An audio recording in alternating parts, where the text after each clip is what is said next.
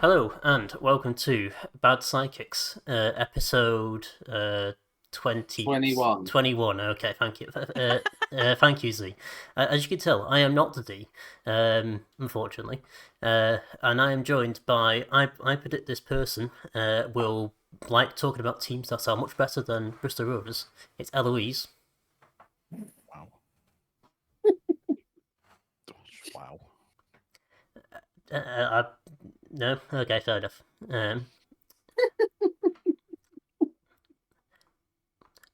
And I predict this person will only have one shirt in his wardrobe. It's Grimmy.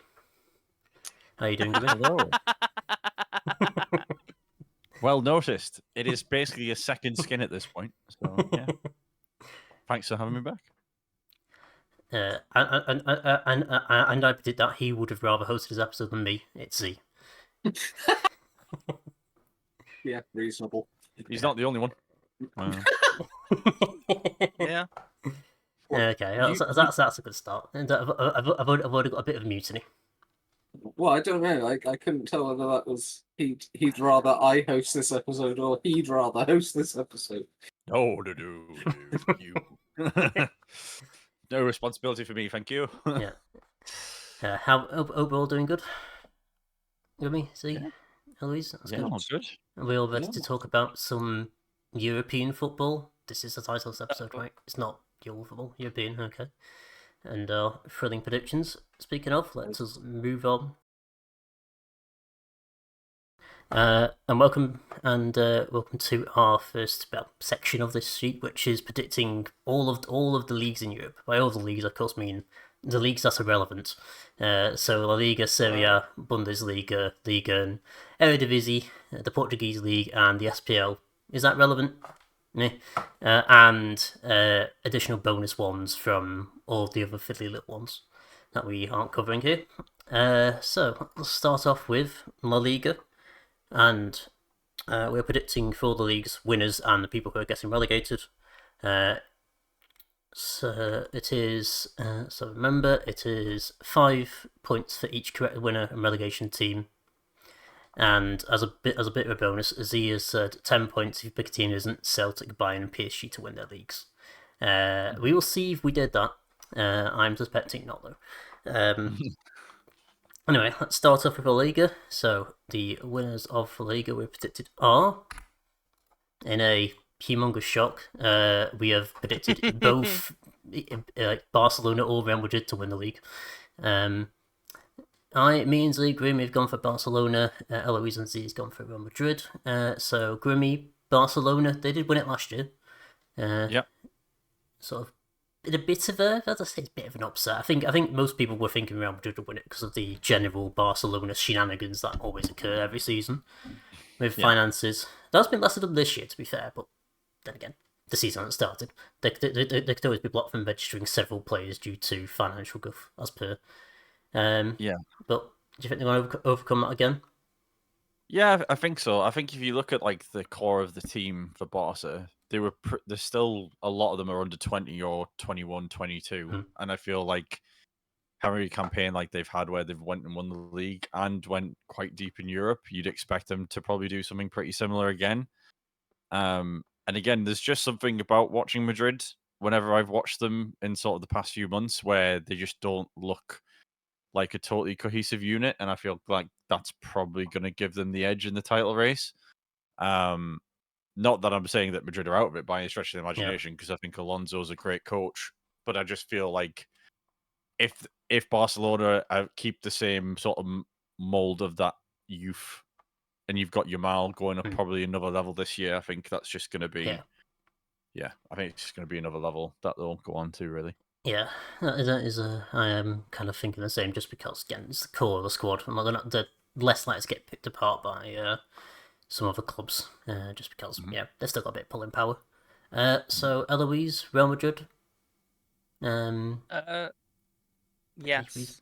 Real Madrid are a club that exists. Yeah, I just feel like they have.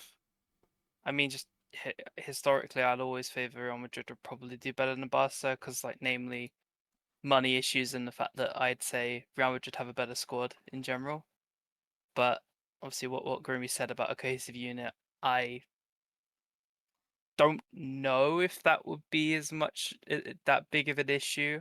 We'll see, because it was they obviously lost the league last year, but only by 4 points. So I have a feeling that they could very much do that, but on the flip side this year. So I think Real Madrid. Yeah, it was definitely pretty close last year, so it's easy to go either way.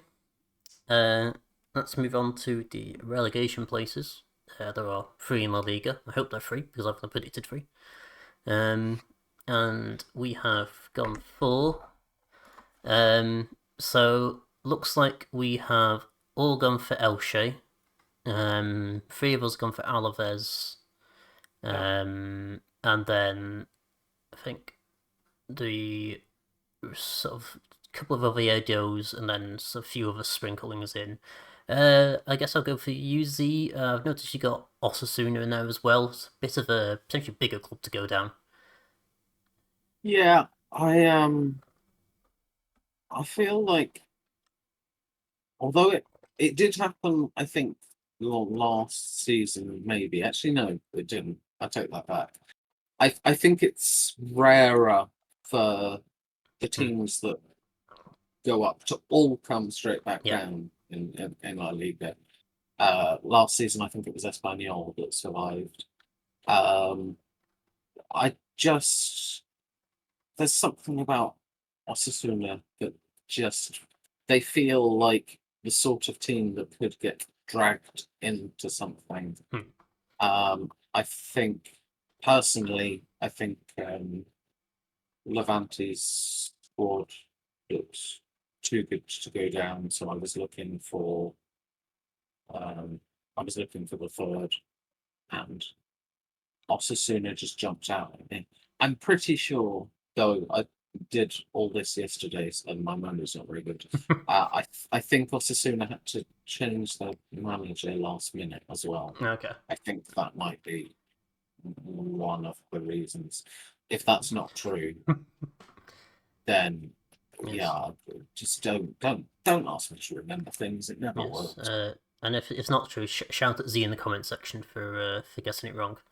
And I guess the other sort of stand out there, Grimmy's you've gone for Mallorca. Is that a similar sort of vibe to Osasuna where they could sort of get dragged down? Yeah, like if memory serves right, they have a tendency to be in and around the relegation zone. So again, just looking at the list of names and kind of going from memory, that was kind of the pick. I felt like the other ones that everyone's pick were floating around. It was just today happened to be the day Mallorca got picked, unfortunately. So yeah. Yes. Okay. Yep. And yeah, as he said, it's I think we got a couple. We all got at least a couple of the set teams built from last year going down. So at least that's a semi-consistent machine as all. So moving on to Serie A, and we predicted the winners as we've all gone for Napoli. Fantastic. How interesting. Yes. Well, I guess that makes it simple. Eloise, why Napoli? They won last year. They seem to have the best team in the league. I'll say that they'll win. I don't know what else to say. Scott McTominay. I don't know. Yeah. Yes, Napoli. Yes, McSauce is the Ballon d'Or nominee, Nick Sauce, this year. He sure is. He sure is. If he somehow wins that, oh my god, I'm gonna have a field day with that. I think won't, but yeah. I'm pretty sure Greenwood will be giving out some McSauce if he wins it. Oh, everyone will be getting McSauce if McTominay. If he even gets top 3, I might even just top 10? might just throw a party. Yeah. Did anyone sort of consider anyone else for this? I was thinking Inter might do it because they did run them pretty close last year, and they do have Lautaro Martinez is still there up top. Yeah. And he's good, but yeah, I think it'll be as close as last year. They'll Inter keep running them close, so now I've got to be a bit more of a cohesive unit this time. My problem that I had with Inter was that they were already a pretty old squad, and a lot of it needed refreshing. And I just wondered if all that refreshing was going to hurt them in terms of being able to stay close. And I feel like Napoli, Conte doesn't seem to totally implode in Italy. he just seems to implode in the English Premier League. So, and I feel like the squad he's got and the additions he's made are probably going to just help them hold on to that and help them do something they've not really done before, which is stay up there.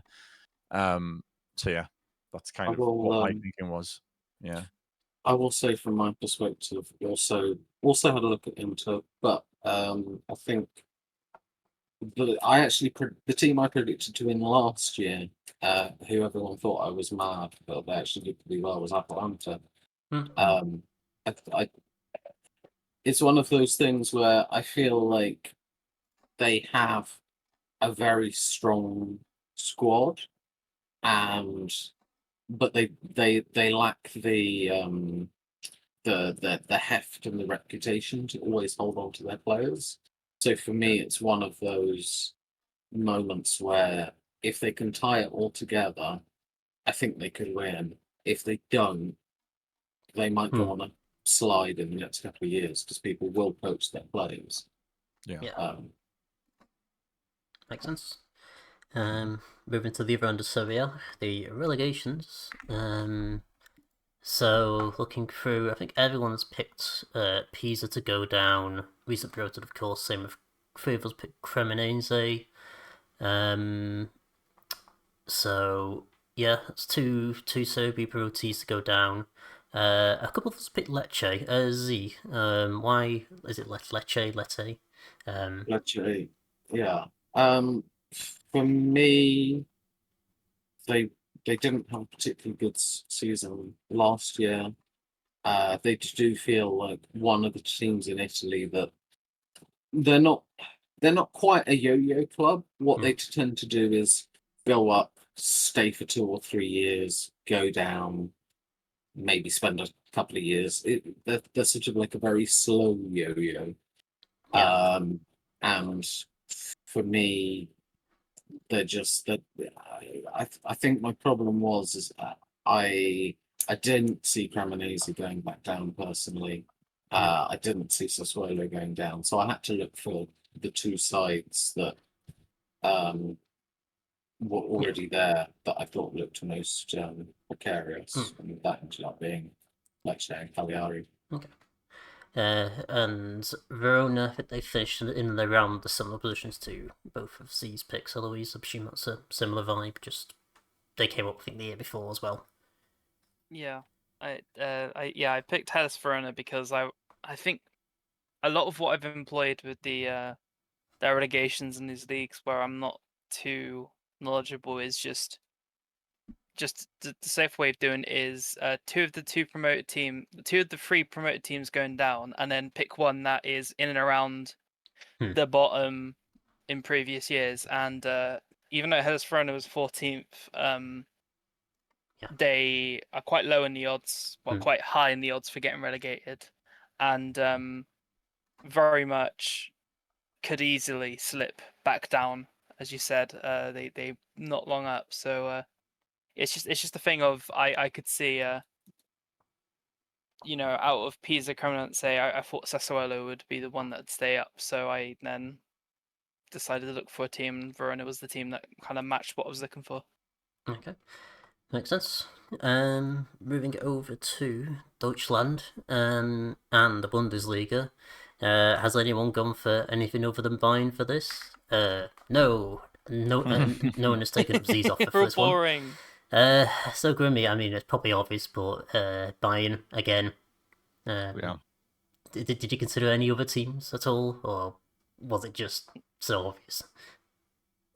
Yeah, I mean, they reclaimed their crown after 1 season off with Leverkusen, and yeah, I looked at the other teams and just generally can't see anyone being able to win 99% of their games like Bayern are going to be able to do, or beat Bayern. Maybe you're going to have to wish that Bayern lose like maybe against some of the top 3 or 4 a couple of times, and I just don't think that's going to happen. Maybe if Alonso was still at Leverkusen and had another summer of getting a few players in and spending that Wirtz money, but obviously Ten Hag's taken over now, so I'm not 100% sure they're not that's not me digging Ten Hag. I just don't think he's obviously as good a manager as Alonso has been at Leverkusen, but we'll see. And obviously Leverkusen have lost a few of the big pieces, especially just like Frimpong and Wirtz. So yeah, I think it's gonna be very difficult. If you're beating Bayern on a day, you're doing great. If you beat them in the league, you've achieved a miracle. Yep. Basically. Yeah, for sure. I mean that's why Alonso was so highly rated, wasn't he? Because he was actually able to do it. Yeah. And course. no. Yeah. As my mouse decides to fall off the desk. You can maybe cut that out, unless you don't want to. No, don't cut it. Okay, this is going to be left in. Anyway, moving on to the relegation zone in the Bundesliga. So remember, we are predicting the bottom three essentially. Even though there is a playoff, we are assuming it's going to be maximum relegations in this one. So we have gone for three of us have gone for a combination. Well, two of you have gone for a combination of the three promoted teams: Hamburg, Heidenheim, and St. Pauli. Eloise has swapped out Hamburg with Cologne, and I swapped out I think St. Pauli with Hoffenheim. I'm going to. I predict Hoffenheim to go down just because it would be funny, really. They're kind of a bit of a money bags team, and they kind of just probably been pushed above their levels. And I always like seeing teams that just fail, even if it is for one season before they get promoted back up again.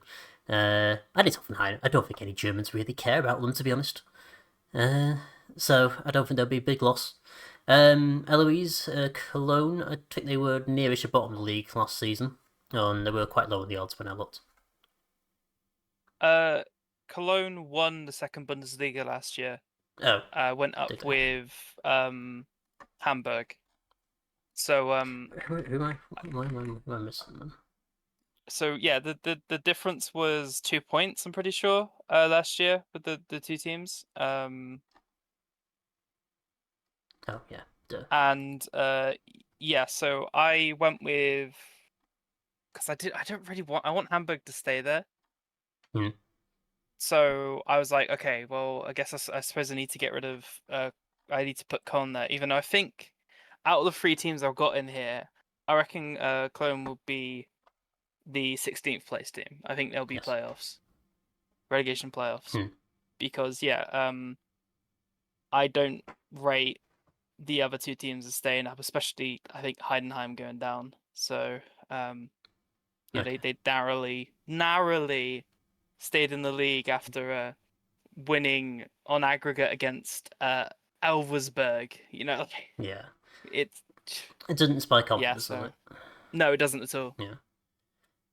Has anyone got any particular team they'll think they'll sort of maybe think they'll scrape through in the relegation playoff like Heidenheim did last season from your three, Grimmy? Or is it just for whoever? Yeah, I mean it could be any of them. Maybe Hamburg. I think maybe like they'll probably have the best of the setups. Obviously, they're the more historically significant club out of the three of them, so that's probably who I would go for if I had to choose.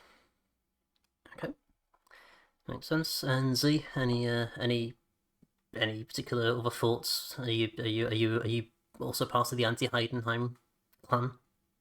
Well, I think I should clarify because I didn't even consider it. I just put H-Heim. Yes. Which could be two teams. Just so that there's no complaints. I will say that is Heidenheim. Yeah. I look. I'm not anti any of the three teams I've chosen. I just I think Köln will have too much. I'm not even for me. I think Hamburg are likely to be 16th place side. I think St. Pauli, similar to what I said about Lecce, they tend to go up for a couple of years, go down for a couple of years, and then Heidenheim, I just don't think they're strong enough to stick around. It makes sense. Moving westwards to France. Liga, and I wonder who we're gonna predict to win Liga. Oh, look, it's PSG! What a surprise! I don't even need to say anything about this. It's PSG. They won the Champions League last year. No one else in France is anywhere near them. There is a reason that Michael on his sort of general football predictor thing puts how many points are PSG going to be ahead of everyone as one of his things. Yeah, I need to do that. Yes, it's very much. Yeah, I don't. I'm just going to move on from that because I don't think anyone was even considered anyone else really. Yeah. Anyway, moving on to the relegation zone should be a bit more interesting. Although I think I think there's a bit of change. I think all three of us have Angers going down. 3 of us have Metz, and 3 of us have Le Havre. And then it's sort of a mixture of, I think it's you, Eloise, of Lorient, the Breton side, I want to say. Are they Breton? They're from the north of France. Any particular reason why? Or was it just look at the odds again? Yeah, they are the side from Brittany. I think once again it was very much a 2-up. The two of the teams that went up very much put them in the relegation zone, and I don't think Paris are going down. So they have far too much money to go down. So then it was to pick another team, which is Angers. So that was my thought process. It was basically 2 of the teams that went up, and then one of the teams that very much could easily go down. Yeah. That's not Paris. And potentially following from that, Grimmy, any reason why you've chosen Paris to go down despite all the Qatari investment? I think it was Qatari. Just to be rebellious. Fair enough. I completely agree with that. I mean, I suppose there's no wisdom in that pick. It was just like you were saying before. I would like the moneybags teams to not do so well. Yes. So yeah, that's fair. As unlikely as it'll be with them. Yeah, and the Lens potentially a bit of an outlier pick. I can't remember where they finished in the league last season. They did all right last season, but they were doing all right with Will Still in charge, who's obviously left to head to not Southampton. Is it Southampton? He's at Southampton. Yeah, and I knew it was one of the championship sides. But my memory is before Will Still joined them, they were basically floundering, and managerial changes tend to bring some instability. I didn't feel it was the only division where I didn't feel comfortable having any of the 3 that went up going straight back down. I think Lorient and Metz are both teams that have had long established periods, and as has been touched on with Paris FC, they got that dollar. So I had to try and find 3 teams. Angers and Le Havre were easy enough, but the third I went with Lens because it was the best guess I could make. Okay. Makes sense. So moving on to the Eredivisie. Hopefully we have different winners this time. We probably should do. Oh, we do. Right. So me and Eloise have picked PSV. Well, PSV. Zia's gone for Feyenoord, and Grimmy's gone for Ajax. Obviously, Ajax have been the historically biggest team, but they've had a bit of I think they found it a bit last season. Any reason you're choosing them, Grimmy, this time around? Yeah, they went quite close. I think they had the advantage and then let it slip away in the last couple of games. So yeah, again, I know PSV and Feyenoord have strengthened in the past few years and have looked the better team, but I feel like Ajax are probably due a rebound at some point. So I thought, why not this year? Makes sense. Feyenoord, Z? Yeah, probably a bit of an out there pick based on current, but I think Van Persie seems to be slowly working out management. He had a bit of a slow start, but I do think he's getting there. And when I looked at the transfer business that like the big three teams did over the summer. I just felt like Feyenoord came out the best. I think I can't remember which way around it was with Ajax and PSV, but one of them looked like they hadn't, in my opinion, recruited particularly well, and the other looked like they'd lost quite a few players.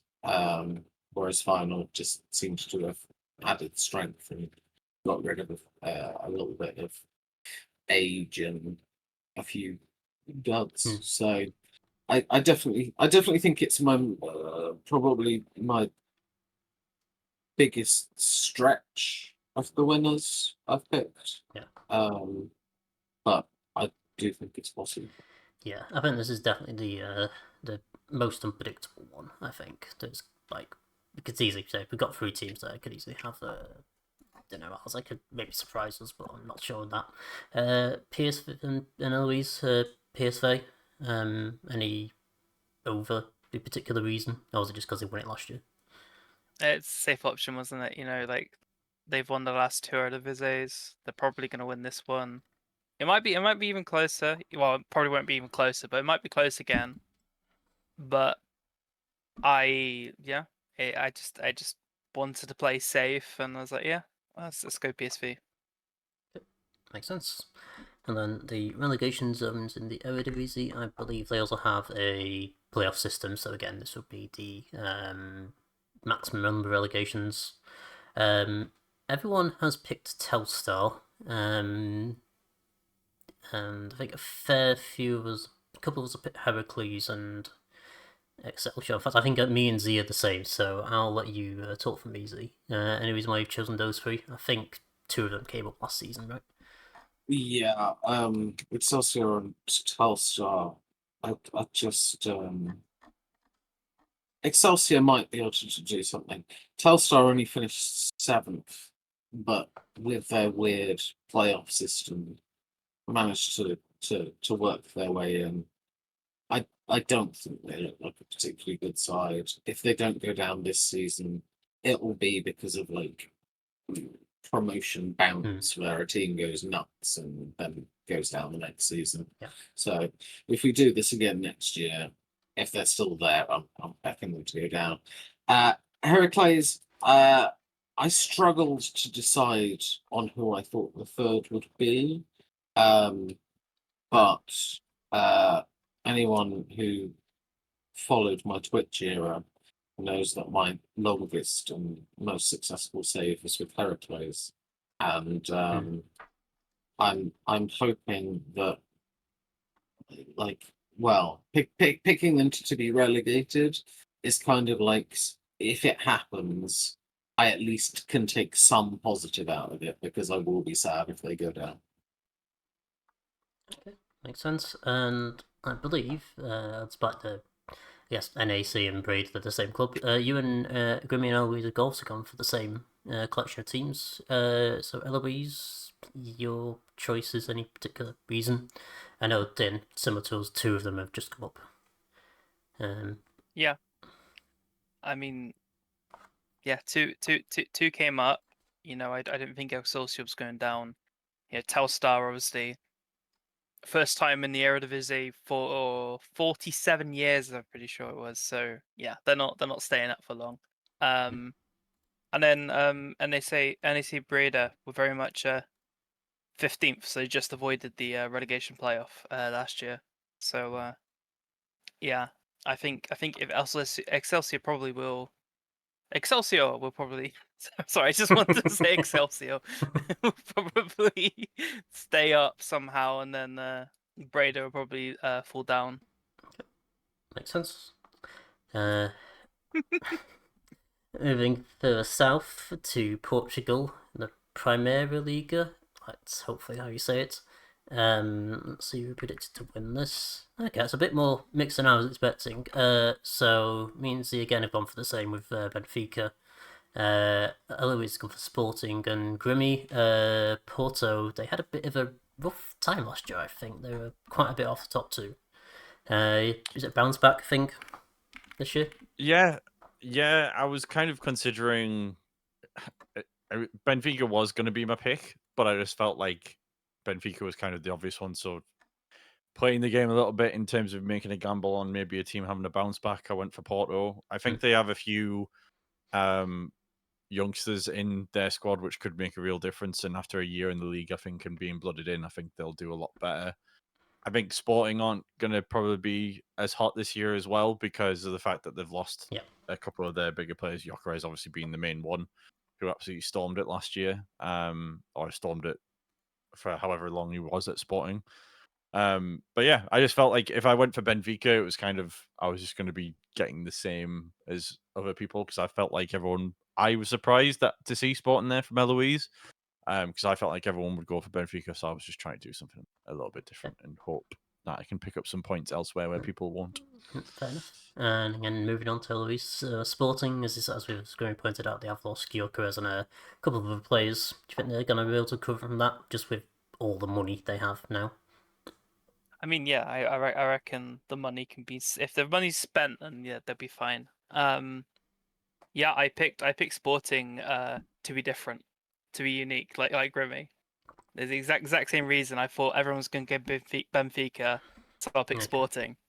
You know, it's Sporting won last year. You know, it's not completely out of the question for them to win it again. Like, it's very much.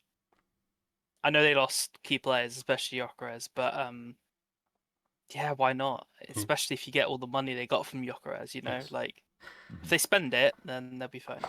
65 odd million can go a long way in the Portuguese league, can't it?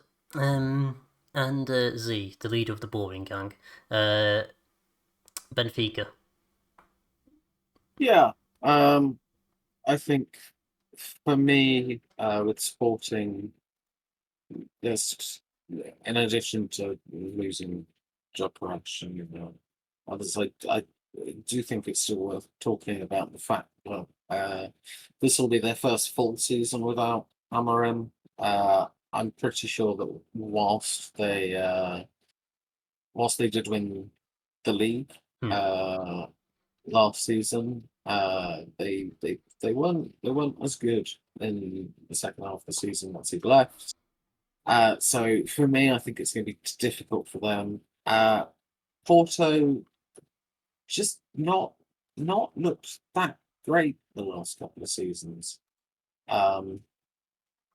So and some of their business worried me. So for me, I think Benfica feel like the obvious choice to me. Yeah. No team outside of those three has won in the last 25 years. I think Boady's still with the last. So like, I don't think any of the three of them are going to be at their peak this season. But Benfica look closer to it. Okay, makes sense. Moving on to the relegation places. So looks like we've all picked Nacional to go down. Three of us picked Casapia, and the rest seems to be pretty varied. I'll go back to you, Z. Alverca, AVS, and Nacional. Any particular reason? I have a soft spot for Tondela, so I didn't have them going down. Alverca, I don't think necessarily look particularly amazing. Then Nacional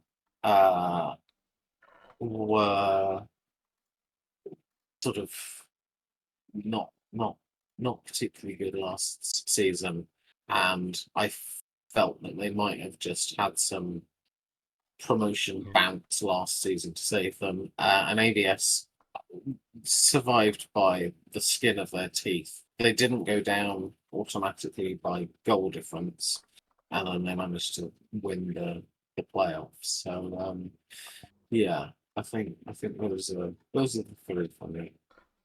Makes sense. And Eloise, the only difference you've got from Z is Casapia.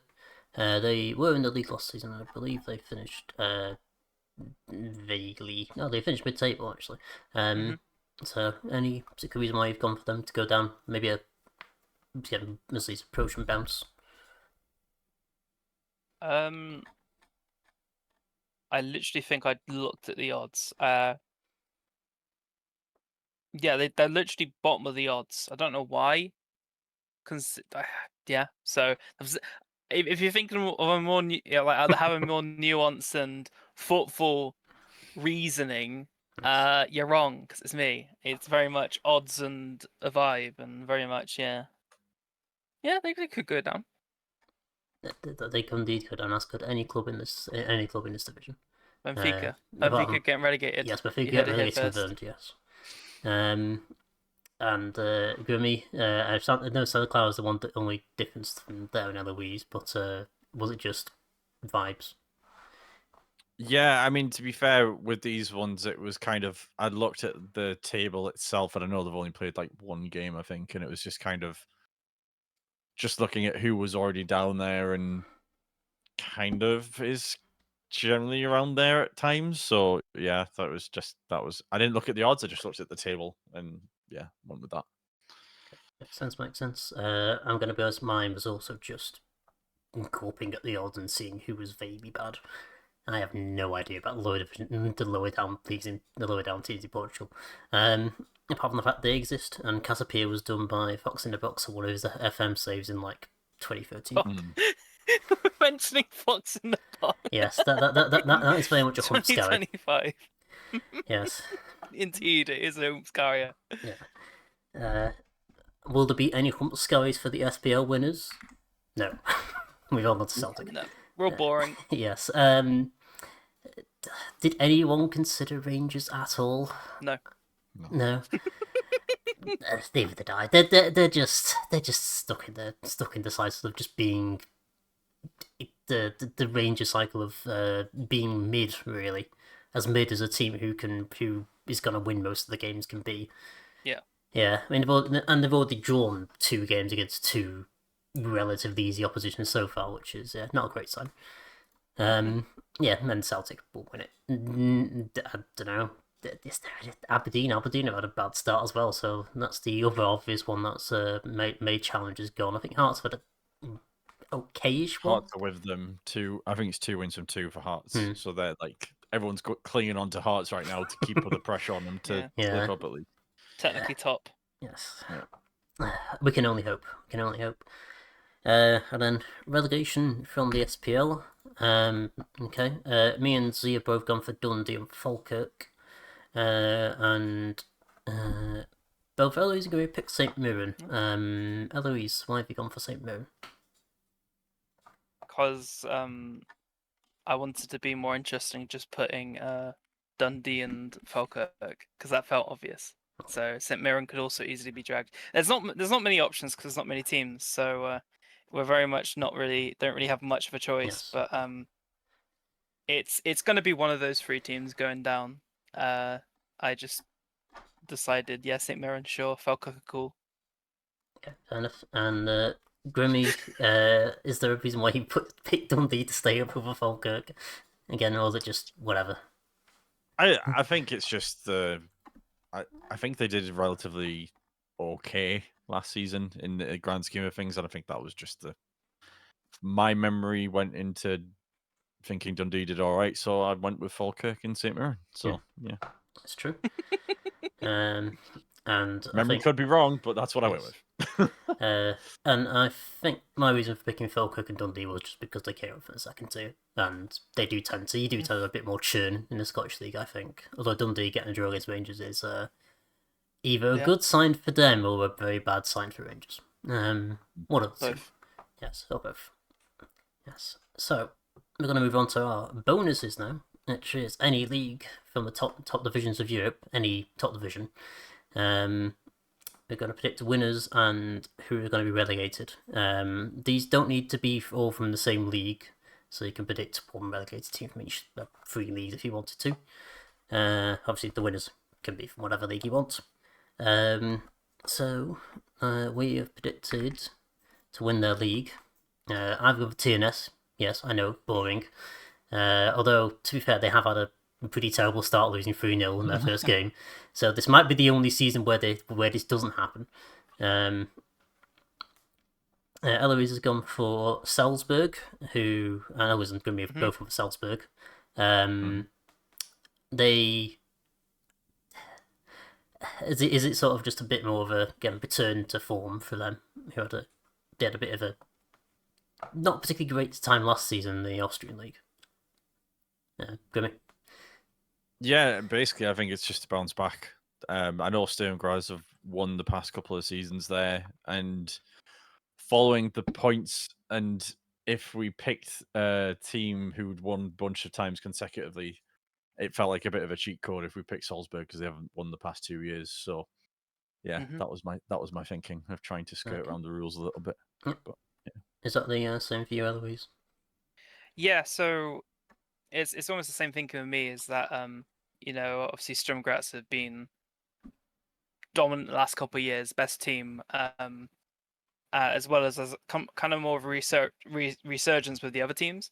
But with the way it is in Austria, when you get into the second half of the season where they have the points, and it opens up, it's very much Salzburg. Very much can just charge back if they have a bad form. It's very much what happened last year. They very much came close after having a really bad start. They then had a big charge second half of the season. So I think Salzburg are going to come back, considering they were pretty good second half of the season, and they're slowly getting back to form. So yeah, that was my thinking. Okay. And Z, you have gone for Galatasaray, who I think have won the last couple of Turkish leagues, and I think, as someone's pointed out, this is we're deducting a point from the 10 points if they've won it multiple times in a row. So Salzburg would get the full 10 points, TNS would get 6, and Galatasaray gets 7. Galatasaray, I'm presuming it's just them signing all of the players, seemingly this season. Yeah, I mean, they've improved their squad immensely, and it felt like I wasn't sure about Salzburg. I felt more confident about Galatasaray, and I was looking for one that I could answer confidently that would still be worth a reasonable amount of points. And that's what I came to. So yeah, they won the last 3 seasons, won the Europa League last season. I just feel like they're going to be really hard to stop. Managing to confirm Osman full time, bring in Leroy Sané free, which feels wild considering what we would have expected a while ago. So yeah, for me, comfortable winners. Yeah, and with them being moved to Simon Edison as well. I'm not sure where they got the money from, mind. This has been seemingly splurging like a good 100-odd million in a transfer window, but that is hopefully sustainable. I'm not sure it is, but we'll see. Moving on to the relegations. This is one where I'll see, but I may need some help from what people have picked. So I'll start from the back. So that's Winterthur La Louvière, Winterthur from Austria, La Louvière from Belgium, and Slavsky Sofia from Bulgaria. Winterthur Swiss. Oh, that's Swiss. Okay, yeah, I knew it was wrong. But yeah, it's I'm forgetting what they. It's September, Sophia. I knew it wasn't Simon. But yeah, they got promoted. I think last season, stuck around, didn't look very convincing. And I was looking through the leagues. I noticed that the Bulgarian league have already played 4 games. They've lost all 4 of them, and they've conceded 12 goals already. So Okay. Great start. Yeah. Felt doomed. Yeah. And I think both of the others have come up from the second tiers, haven't they? This season. Louvier definitely have. So yeah. Winter were there last season. Okay. They were the team above the relegation spots. Okay. I just felt more confident in the Swiss teams that went up, so I agree with them. Makes sense. And so Grimmy has picked LASK. I don't know if you say that, or Lask from Austria. Lask, Rizespor, and Eopspor from Yorkshire. Yes, the great Yorkshire team, both from Turkey. Okay, so be honest with me. Did you just pick that team just to hear me say Eop? 100%. The last was because they were. I think they're in the relegation zone in Austria. Rizespor was for the Riz, and Eopspor was. As I literally read it, I read it in the most Yorkshire accent possible. Went, that's got to go in. Eopspor. Every time the manager asks to buy a player, the chairman goes, "How bloody much?" Hey up. The catering is just exclusively meat and potato pies. It's a worthy reason to go to the match alone. No, that is true. That is true. Yeah. I'll be very curious to see a Turkish meat potato pie. They'd probably do some wonky shit with it, but it would probably taste like this. But it would probably just be a kebab pie, wouldn't it? Like they have in Scotland. Wonky Turkish shit. Turkish to wonky shit. And there's your title for the podcast. Oh no, it's got to get thousands of Turkish people in the comments now saying, "Oh," but I mean, it's views. I can't put the word shit in the title, so I just mean Wonky Turks. Yeah. Great. Moving on from the slander of the great land of Turkey. Eloise, so you have gone for La Louvre. I'm guessing is your middle one. Yes. Is that Fredrikstad on the end from Denmark? It's Fredericia from Denmark. Okay. Yeah, so Fredericia, very much the only team I got there that hasn't got promoted the season previous, but they very much are going to be around the relegation zone, and I don't think they did that great last year, so that's why I picked them. Yes. La Louvier we've covered, just went up, they're probably going back down. And then I wanted to talk about the Czech League, so I could just someone say the Czech League. Yeah, Pardubice is the team I went because they kind of feel like for a while they're very much a team that could always get relegated, like always one of the lower Czech teams. You know, last year they finished 15th, which in the Czech League, 14th and 15th, 16th goes down automatically. 14th and 15th do a relegation playoff where they play second and third in the league below. So they lost, they won last year, so they stayed up with a relegation playoff. So yeah, I think Pardubice always have a chance of going down, so that's why I went with them. Yeah, makes sense. So I will admit I have basically used this section to talk about the Welsh League. But I'll cover Dender first. They got promoted from the second tier, Belgium. They got to go down. And the Welsh League only has 2 relegation spots, so I couldn't fill all 3. So I just picked them. So Bala, it might be a bit of an interesting choice because people tend to, if they know anything Welsh, they tend to be thinking their top half, but they have had some form of turmoil in the backroom, behind the scenes things, and manager who was there for 20 odd years has left, as has quite a few of the I'm not going to say imports because that sounds like they've been imported from imports from actual foreign, but the English players essentially. They've not been shipped on a boat down the Llangollen Canal. They're so dodgy. Welsh imports. Okay, so we've just learned that the Welsh League has brought back slavery. I don't know. No, depends on the area. Yeah, so they're going to be in the shit this season, basically. I think they're just about Legally. Legally, yes. We're also going to be in the shit legally. Seems like with all this libel or slander, whichever one it is, that we're doing. And yeah, Flint, they were down the bottom of the league last season.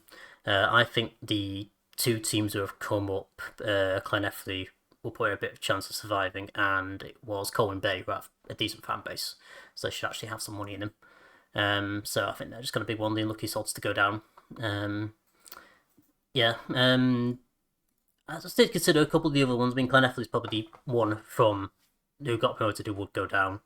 I'm going to admit I don't know enough about South Wales teams to really consider that a thing. And yeah, and with it being expanding to 16 teams, it's going to be all sorts of wonderful chaos in the second tiers next season, as everyone fights to actually get promoted. Imagine that. Yeah, there's gonna be more than one promotion spot from each league. That is actually Magical. Yes, they've actually done something good in the Welsh system. Woohoo! Yes. And I think that rounds off our league section. And then we'll magically move on to top scorers. So we're starting off again, going up from the order we did the leagues in. We'll get 10 points if we get the actual top scorer, 5 points if they're in the top 5 in their league, and then 2 points if they're in the top 10. So we do actually have a reasonable chance of getting some points here if we picked reasonably sensibly. So starting off with La Liga, me and Grimmy both gone for Kylian Mbappe. Eloise has gone for Rafinha, and Z's gone for Garcia. Z, any overly particular reason why you've gone for Garcia? It's definitely a bold pick. My logic was Alonso seems to like him because he brought him straight into the squad for the Club World Cup, where he was the joint highest scorer. Now, does that necessarily mean he's going to play in the league? No. It could very well be that he plays 3 games in a season, but my issue with most of the Spanish names I was looking at were either players like Mbappe, who can be a little bit injury prone, or someone like Lewandowski, who is getting older, and you never know when that season he just goes is. Yeah. So my general policy for all of these were players I think that will stay fit, and for the most part, usually it's players at teams where they are the goal threat, because I think certain teams like PSG, for example, where they have goals coming from everywhere, it tends to dilute. So I was trying to find out and out strikers that I didn't think would get injured. Makes sense. Eloise, so Rafinha, not particularly a striker, I'd say. I think he's more of a wingery boy. Any reason why you've gone for him? I'm glad you asked me. I'm gonna give some insight on my thoughts, how I made these decisions. For almost all of these, I looked at the odds, chose who's in third in the odds. Okay. Called it a day. Rafinha's third in the odds, so I picked Rafinha. Okay. There we go.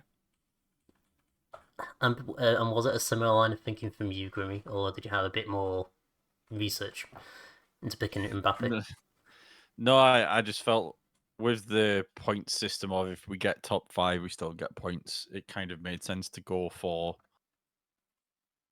hope against obviously an injury, like Z's mentioning, because I know he has picked up a few niggly injuries here or there. But I just think he'll score plenty in that system, and with Trent there now, he should get plenty of balls over the top for him to run onto. So, yeah, that's why I went for Mbappe. Yep.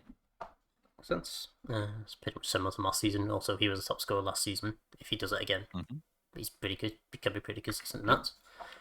So yeah, me and Grimmy have gone for the same player again with Lautaro Martinez. Z has gone for Moise Keane, and Eloise has gone for, I think that's Jonathan David. I'm assuming he was also third in the odds this time. Okay. Z, why Moise Keane from? Very very similar logic to the last one. Keane plays as an out-and-out striker. A lot of Fiorentina's goals go through him. And a lot of the other players I was looking at either didn't feel confident in their fitness, or they were maybe tended to be a lot of wider players last season. And with those, you can never be sure. Like, you can have someone have an absolute worldie of a season, cutting inside and scoring, and then the next season they score like 3. So yeah, I think Lautaro Martinez is a reasonable shout. Yep. But I felt Keane was safe and probably definitely coming top 10. Yes. And Grimmy, Lautaro Martinez, was that just another vibes thing, or? No, I think he's obviously the main man up front at Inter, and whilst I do think Inter might not necessarily win the title, obviously they're still going to be up there and they're still going to score plenty of goals, and a lot of it will go through him. Again, similar to what I thought of Mbappe, it's if he's not going to get top scorer, he's definitely going to be top 5, I think. The other consideration I had was Lukaku with Napoli, because I feel like he's going to probably score a bag full again this season. But yeah, it was Martinez or Lukaku in my head, and I went for Martinez based off, I think Martinez is less likely to pick up injuries over Lukaku. I think just quickly, I gave consideration to Lukaku, but someone else I also gave some thought to was Lorenzo Luca. But Luca has gone on loan to Napoli, and that made me go, I didn't know which one of them they're likely to play, or if they play both, and so I didn't feel confident picking either of those, even though yes, I certainly probably would have considered Luca if he hadn't been on loan. Yes, that's 2 very large men up top if they play them both. Yeah. That is a meaty strike force, that's for sure. Indeed. Moving over to the Bundesliga, who have we picked? Oh, we've all picked Harry Kane. Well, Bellingham. Wait, what? Joe Bellingham. I guess Harry Kane is the striker for Bayern Munich. Bayern Munich will win the league. Harry Kane should score goals. I'm moving on to Eloise for this because that is Harry Kane's biggest fan in this call. Go on. I'm sure you can wax lyrical about Harry Kane for a little bit. Yeah, I mean, I abandoned my strategy because I knew it was like, okay, no, I can't put anything but Kane here because I just with anything, I'll just always back Kane because Kane is incredible. One of the best strikers in the world. There's not much more to say about Kane that hasn't been said, and the Bundesliga is very much going to be dominated by him until he retires, probably because I doubt anyone else will even get because how many goals did he get last season? Kane. He's very much a 20-30 goal season striker. Yeah. And yeah, the fact that he's scored 64 goals and 62 competitive appearances for Bayern kind of tells you all you really need to know about how he'll do. Yeah. Are we? Is there not a concern that this might be, as he mentioned with Lewandowski, sort of a tipping point season where he might have a bit of a fall off? Hope not. Yeah, that's true. Because I mean, Bayern would be fucked, and England would definitely be fucked. Yeah. Because I who hope else do we not. have? Well, I disagree. I disagree on the England point because I don't think he's played well for England for a while in terms of competitive Oof. tournaments. Like if you look at the Euros, he was basically non-existent. So Used I think there's an argument for the World Cup next year that unless Tuchel finds a way to get him to score goals consistently, maybe we should try something a bit different a bit earlier in the tournament. That's just me. But I think the German league being what it is and the competitiveness not being that high, I think Kane's kind of set up to score goals in that league. And being at Bayern, he's just going to score a bag full anyway. Even I think he's only like what 31, 32, Kane. I don't think he's that, Yeah. like he's still like Lewandowski was playing there till what he was like 33, 34 maybe. So he's still got a few years at least playing there, and then probably could go back to the Premier League and still score goals as an out and right poacher if he wanted to. So Yep. Yeah. Definitely. Moving over to Ligue 1, are we going to see a similar thing here? Not quite. Me and Griffith want to get gone for the same player, Ousmane Dembele. Hey up. Hey up. Zin's gone for Kalimwendo and Eloise Bradley Barcola. I think he did have a reasonably good season last season, where I think he got... Because I think he might have been somewhere near the top of the scoring charts. Have you reason why you've gone for him over Dembele in this scenario? Third in the odds. Oh yes, that is true. Yes, third in the odds. Okay. Yes. Yeah, we're back to Forever that. third. Yes. He's also named after the very cheap drinks you can get. You know, he's bar cola. Yeah. Yes. Indeed. Moving on. Kenny Wendo. The only player on the list not at PSG. Is this maybe another out there one from Uzi? Again, my thing with PSG players is that they play such a flowing style and they score plenty of goals, but they're spread out through the team.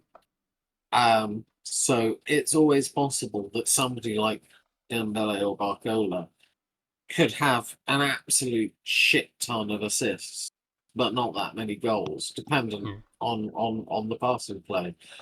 Whereas Callum Wendo, he's 23 now. He's been improving season on season. And the last season was his best to date, scored 17 and 33. So again, I'm just looking for strikers who I think will finish in the top 10, who I think teams will use them as their focal striking point. So is it out there? Possibly, but I'm not unconfident in it. Okay. And Grimmy, Ousmane Dembele, he's good, isn't he? Yeah, he's brilliant. I think there's a real chance he probably wins the Ballon d'Or based on the fact that PSG won the Champions League and obviously got to the final Club World Cup and etc. etc. etc. I looked at the top goal scorers from Ligue 1 last year and I saw that obviously Dembele was joint with another guy who I'm not going to mention. So yeah, Dembele is the clear pick for me because I think even like Ziggy says, if he gets more assists and doesn't score as many, I still think he'll be top 2, 3. So yeah, makes sense. Moving on to the Eredivisie. Me and Eloise picked the same player without Weghorst. And Grimmy Z picked the same player, Troy Parrott. So Grimmy, Troy Parrott recently moved from Spurs. Do you think he's gonna settle in pretty quickly? Yeah, he seemed to do relatively well on last year. When I looked at the top scorers for last year, he's in there. And of course, he's been brought back permanently, I think, this time. So I think it makes sense that he'll kick on again and develop even better. And he'll probably score some more goals. I did nearly go for Weghorst because being a former loanee at Man United, I love a bit of out when he's about. But no, I went for the Parrott instead. Yes, I mean my entire reason for picking Weghorst is because it would be funny. because he was, I don't know, not particularly well backed by United fans when he was there, and I don't know. I don't necessarily know if he was unliked. I think the issue I had with him was that he did like a goodbye video after like 6 months of being there and scoring like one goal. Like he put himself about the pitch, he put effort in, and that got a lot of respect because at the time when he came, no one was doing that, and he just didn't score many goals. I think he scored one against Forest in the Carabao, and that was about it. And then he did this like whole emotional goodbye video, and I was like, "You've been here 6 months, mate. Like, what are we talking about? Like, it's." So yeah, I think that was a bit of the criticism that came with it. But yeah, it is what it is. He's obviously very good in the Dutch league. Yeah, I think that's probably his actual level, and I think he was just a bit out of his depth, and I still don't really get why they signed him. Outside of it, he was just the guy who was available. He was Dutch. Our manager was Dutch. That was pretty much it, I think. Okay. Yeah. Makes sense. So moving on to the Portuguese league with no Gyökeres, this could be a bit interesting. I say that three of us picked the same player. Me, Eloise, and Z have gone for the Benfica player Pavlidis. And Grimmy has gone for Igawa. Is that the Porto man? Or was he at Sporting? Yeah, Porto man. Yeah, okay. Yeah. I believe you did you pick Porto to win the league? You did pick Porto to win the league, so I think he's going to sort of spearhead their title charge. Yeah, and similar to what I thought with Troy Parrott as well, was he had a good season last year, and I think he'll kick on again. I think Porto will probably maybe stabilizing a little bit and maybe improving. I think he'll obviously be a big factor in that. So yeah, that's why I went for him in the end. And Z, Pavlidis, I think he was up there with the top goal scorers last season, albeit Gyökeres ran away with it. Do you think he's just going to take advantage of the lack of Gyökeres and do it outright this time? Yeah, I mean, he's not. He hasn't failed to score double digits of goals since 2019, and that was a season he only played 14 games in. My hope is that, like, if he scores like he did last season, 19 and 34, great, I'd take it. I was looking at his form with Artset Alkmaar the season before he joined Benfica. He scored 29 and 34 in the league there. So I'm like, if he could hit those heights again, I would be very grateful. Makes sense. Moving on to the SPL. This is going to be a case of, I think, which Celtic player we've picked. Wow. Yes. So I have gone for Daisen Maeda. I am now realise this might be a bit of a mistake because I think he might actually be leaving Celtic. From what I've read, so that might be a bit of an upsie. Eloise Nygren, is that how you say his name? Third in the odds. Let's have a look. Yes, he is. Okay. Maeda is very much second, and I'm pretty sure they just sign Benjamin Nygren from Nordsjælland. Yeah, so yeah, he's Swedish winger, and yeah, he's high in the odds. So yeah. Okay. Grimmy, you've gone for Cyril Dessers, who is not a Celtic player. Any particular reason why you've gone for a Rangers player who, I guess we've all predicted him to finish a fair bit behind Celtic this time?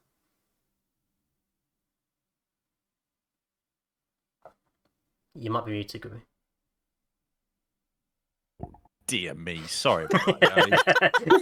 I forgot I took a swig of my drink and didn't put myself back off mute. My apologies.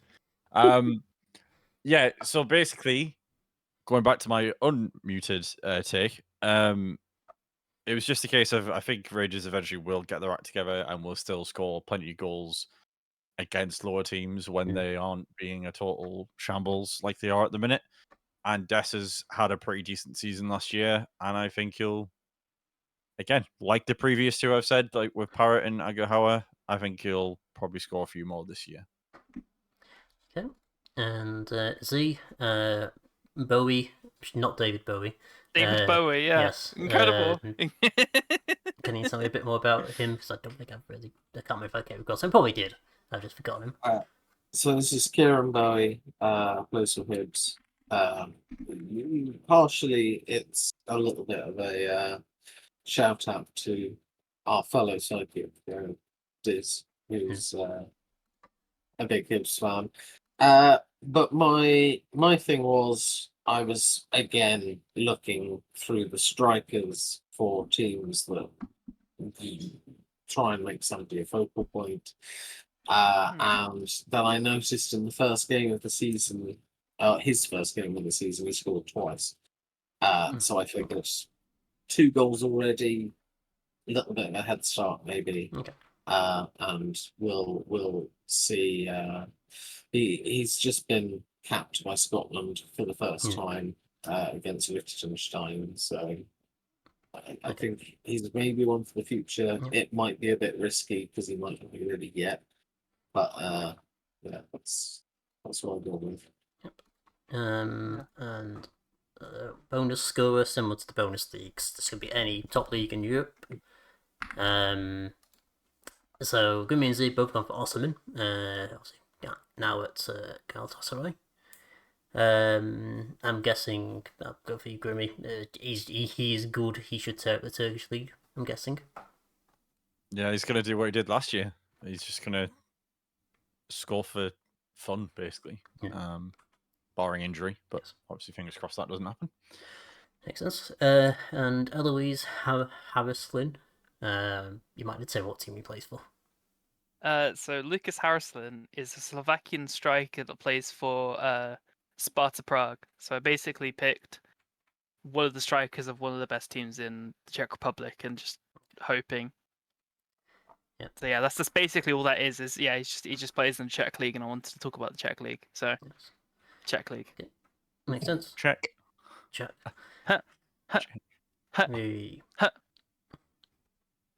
Comedy. So I've gone for James Kroll. Again, Wales. He doesn't play for TNS, he plays for Penny Bont. The reason I'm not putting any TNS players is that they haven't got a good striker at the moment.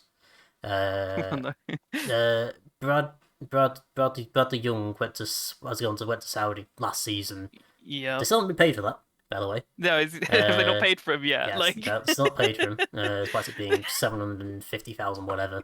And I don't, despite them getting to the Conference League, earning a good couple million, which in the Welsh League is like, you can buy every single club in the entire Welsh system if you want to do that money. They've not really bought anyone. They will eventually find someone and win the league as they always do. But I think it might be too late. And James Kroll is one of the main goal story people for Penny Bont who will likely finish second. Hopefully they've won them close at least this season. And yeah, I think the only issue with him is that he does tend to get some red cards. So there's a good chance he might be missing a few games because of that. But when he does actually appear and doesn't get sent off, he does score a few. So hopefully he'll be up there. I think the main question is he there of his own free will, or is he on a free? That's Bala. Not Penny Bont, that's Bala. Penny Bont are a normal club, and we all love Penny Bont. But Bala, Bala. As far as I know, he's also Welsh, so I think he's there his own volition. He's not on it. We think, at least. We hope. Yes, and we hope. And on that bombshell. Just very, very quickly. I've been keeping an eye on the Hibs score in Europe, so that will date this episode depending on what's it.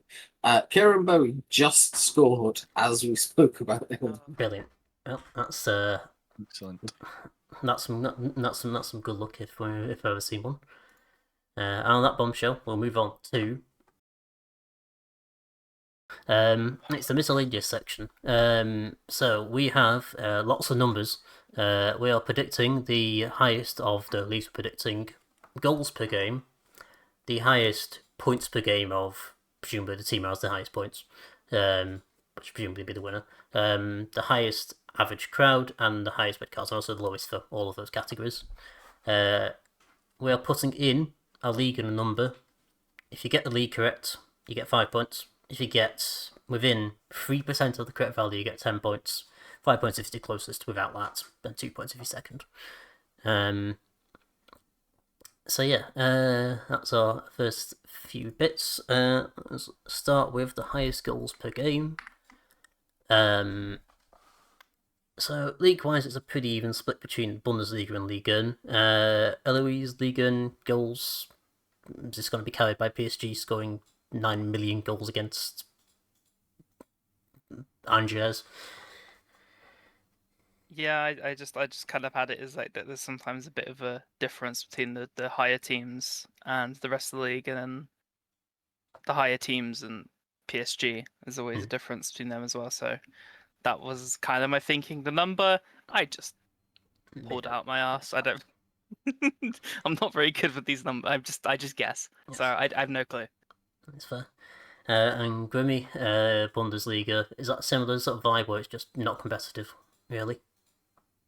Yeah, I just feel like the higher teams are going to put more past the lower teams, like Bayern, Dortmund, people like that. Leipzig probably going to batter a few times more than 3, 4, 5 goals at a time. So yeah, in terms of number, similar again. I had no idea what the average is normally, so went for a solid 3. Yes, and I do like how you've been prices righted by Z, who's put 3.01. That's the most Z thing you will ever see. Yes, indeed. Moving on to the lowest points per game. Is anyone going to get prices righted here? Sort of. So three of us have gone for Serie A, except for Grimmy who's gone for the SPL. Again, is that it's a bit of a contrasting? Is that's also not a competitive league? Is it just because Scotland is notably worse? I just think like the mid to lower end of Scotland is a lot worse than the leagues we've been looking at, and I feel like there's a lot of like scrappy 1-1s and 1-0s here or there. So yeah, I could have picked any of them really for that reason. But yeah, that's kind of why I went for it. And Z Serie A, that's the Italian mindset, I'm guessing. Yeah, I mean they have been getting better, but I feel like they're the most likely to kind of go inside themselves and go all defensive. And the value, it's a bit lower than any of the leagues were last season, but I thought I'd try and go be one of the lower ones rather than one of the higher ones to pick up some cheap points. Makes sense. So moving on to points per game, this is the highest points per game for the champion of this league, effectively. So me and Z have gone for the SPL, Eloise and Grimmy gone for the Bundesliga. Eloise is just going to be just buying, dominating everything. Yes, it's very, very much just Bayern. Yes. Yeah, there's not much else to say. Bayern are better than everyone else in the league, so they'll do quite well. And was this also a number that was pulled out yours? Yes. Yes. Okay. And Z, the SPL, a bit lower than the Bund and what of two pick for the Bundesliga. Is that just because Rangers are there, essentially? Yes and no. I mean, I think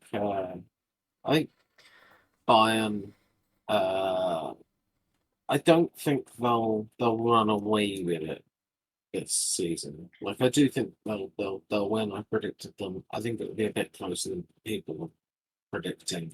Like I think if my maths is right, like Eloise and Grimmy have got them scoring around 100 points. Oh, actually, no, it might be less because I think they're a 34 team season. 34 team season? 34 game season. 34 teams. Now we're talking. Yeah, exactly. But like they're looking at 90 points in that league. I'm not convinced. I think Celtic will drop a couple of games. but my suspicion is I've got them getting about. I've got the best team getting about 95 points. I think it's a 38 game season. So makes sense. Okay, moving on to the lowest points per game. So essentially, what's going to be the most competitive league in inverted commas? So bit of a wider mix here. Gummy's gone for the SPL. Is this the Rangers resurgence potentially slowing down Celtic? Maybe. I got confused by this whole process, and yeah, for some reason SPL is the pick I've gone for. But I'm more confident in the number being correct than I am the league being correct. So that's Yes, we have all gone for a very similar number. We've all gone for around about 2.1. Eloise, La Liga, is that again a bit more competitive with the multiple amount of teams that could be up there? Yes, there are lots of good teams and lots of teams that are decent, so it will be closer, in my opinion. Yes, that's similar to my thinking for the Serie A, because I'm thinking into the run Napoli pretty close this season, and so basically Milan and Juventus are also there and are reasonably good. Can always take points off them. And the Eredivisie, similar thinking. yeah, I think those three clear teams who will take points off each other, but I also think there's a decent number of teams behind them who are more than capable of taking some points as well. Sort of the likes of Artset and Groningen tend to be able to do a bit. Even Twente and Utrecht, all teams that tend to kind of nick a few results here and there. So I think it will be a close season. Makes sense. Moving on to crowd numbers, the highest average crowd from the leagues we're predicting. Everyone's gone for the Bundesliga. I think that's pretty common knowledge that the Bundesliga is like the second highest attended league in Europe, or in the world maybe, probably Europe, after the Premier League. So makes sense why we've all gone for that. Quite a range of numbers though. Grimmy's gone for the lowest, 30,000. I think the last season's was about 31,000 something. I'm not sure about the capacity of the teams who've been relegated. Is it just aiming for the lower hand? I mean, yeah, I wasn't 100% sure on the number, to be honest. I think I'd found something where I'd seen that 31,000 number and just kind of plucked with that, because obviously Bayern and Dortmund are going to drag everyone up, and and then Hamburg coming back in might put that up a little bit as well, depending on what their attendances are like towards the end of the season. But yeah, makes sense. Eloise, you've gone for the higher end. Also, we've got Hamburg coming in, who have a pretty chunky sized stadium. Yep, that's going to drag up a bit. Yeah, aiming for the higher echelons. Yeah, so if you consider the fact that the two teams that got relegated last year were Bochum and Kiel, and Bochum averaged 25k last season, and Kiel averaged under 15k, and then you add two big clubs like Hamburg and Cologne, I think, as well as just kind of just here and there, I think my number is not too out there. Like I did just pull out my ass, but I don't feel bad about it. Because yeah, two massive fan bases are being pushed into the Bundesliga, so that's gonna mean more average attendance. Okay, makes sense. Onto the low average crowd. Okay, it's been a bit of a blip here. Me and Z gone for the Portuguese League. Eloise and Grimmy have gone for the SPL. Portuguese League, is this just because lowest average attendance last season, maybe? Z? Yeah, basically a lot of the teams have pretty small grounds. I think there's only 5 that have what you would call a fairly big ground, which is the big three: Braga and Victoria Guimaraes. The rest, I think, all have stadiums. Certainly no more than 15k, and it might be no more than 10k. So obviously the attendances of the big teams, even they can drop if they're having a bad season and not in the title race. The rest of them don't have very big grounds. So I think that's I think that's the most likely number. Also, I think the teams that just went up had slightly lower capacities than the teams that went down. Okay. And Eloise SPL, just for small grounds, I'm guessing. Yeah, my number's probably way too high, and I looked around at like what the average attendances are at the leagues and thought, oh yeah, SPL, yeah, and I forgot that Portugal exists. So Fair enough. I've lost points there. Portugal's unfortunately real, and we have to deal with that realization every day. It's very sad. Yes, very cringe. Yeah, yet another country we've Yes. insulted on this episode. Yeah, Yes. Turkey, Wales, Portugal. Yes. Yeah. I think we need a map on this podcast about which countries are we banned from slandering them. Because I think we've got at We'll least fold the 3 so map far. up one day. Yeah. Moving on to, speaking of getting banned, red cards. So highest red cards. I believe this is a total amount of red cards. Would you want to change your prediction, Eloise, for the number? Because I think we've gotten confused with. Is this? Did you think this is? Oh, okay, fair enough. I was gonna say, is this a team's red card, but then I realised what team's gonna get 30 red cards in a season. Fair enough. Okay. Yeah, we're sticking with that number. No worries. So Clean season. Yeah. Me and Gary have gone for La Liga, Z's gone for Ligue 1, and Eloise has gone for Serie A. Any particular reason why you picked 30 red cards? I presume it was a number you just found somewhere and pulled out your ass. I found the number and was like, okay, that seems a bit low, but I'll trust the number, and I didn't look at anyone else's, and maybe I should have. I can't say much. Yeah. I hope that it's ridiculously low, and somehow I get no. I'm not gonna get anywhere near that. I'm just gonna hope that Serie A gets it, and I get points from that. Yes. And Z, you've gone for Ligue 1, despite having 18 teams in it. French dirty. The And from France. I mean, to be fair, in many ways, the French are very dirty. There we go, double down. I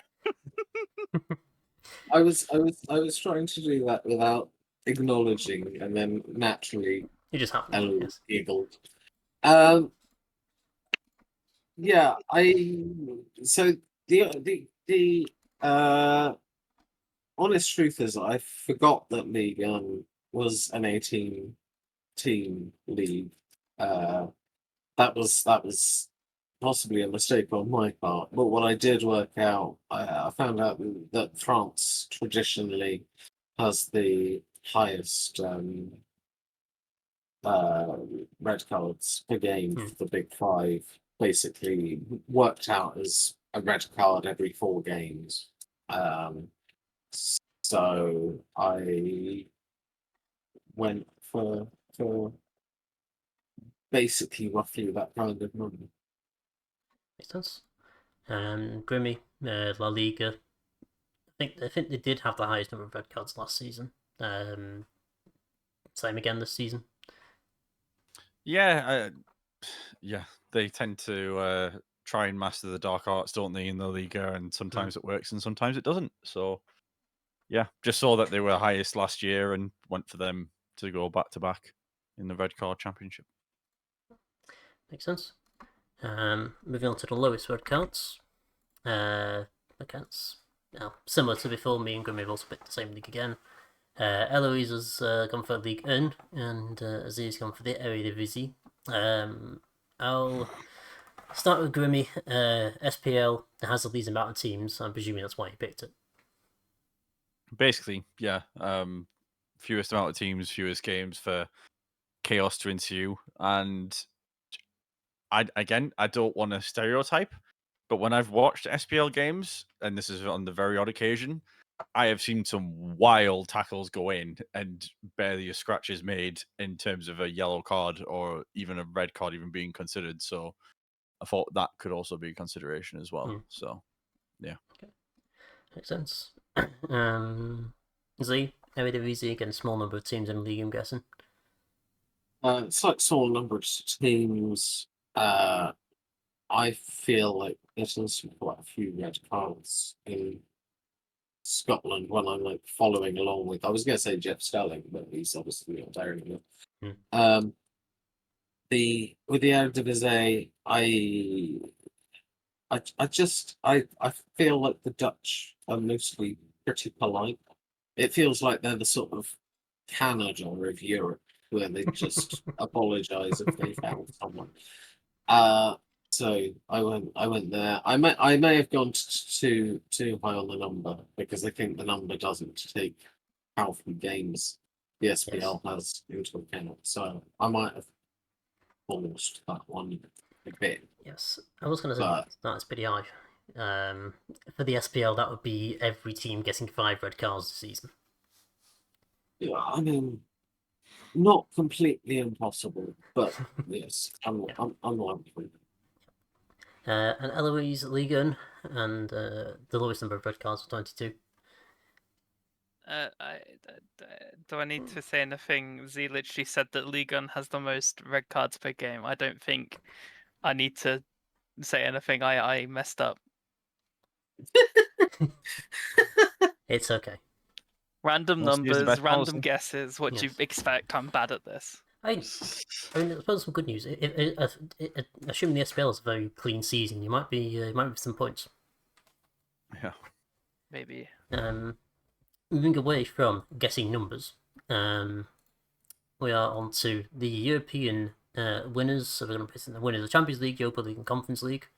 It will be 10 points if you pick the winner, 5 points if they're a losing finalist, and 2 points if they're the losing semi-finalist. So for the Champions League, the champions. That is a very mixed field. So I have gone for Barcelona. I'm just gonna say it just because they're always around there. I think they'll probably reach the semi-final. I assume they'll get messed around by a early big draw.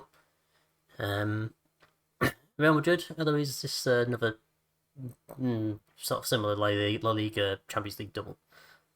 Yeah, I think it's because I chose Real Madrid because they're always there. You know, they're probably going to get to the semi-final. If not, they'll lose an early draw, a round draw. Yeah, it's basically the exact same as you said for Barca. Yeah. It's just this Real Madrid. Like they win these for fun. So it's like with this, it's always the safe options to go. Who's going to win Champions League? It's Real Madrid. It's always the safe option. So yeah. Yeah, you're alright. They are always up and around there. Assuming to say don't get messed up. Grimmy, Liverpool. I assume they're going to continue the momentum, and well, I'm guessing you predict them to win the league as well. Is that the case in England? Yeah, I think Liverpool are going to have a mega season.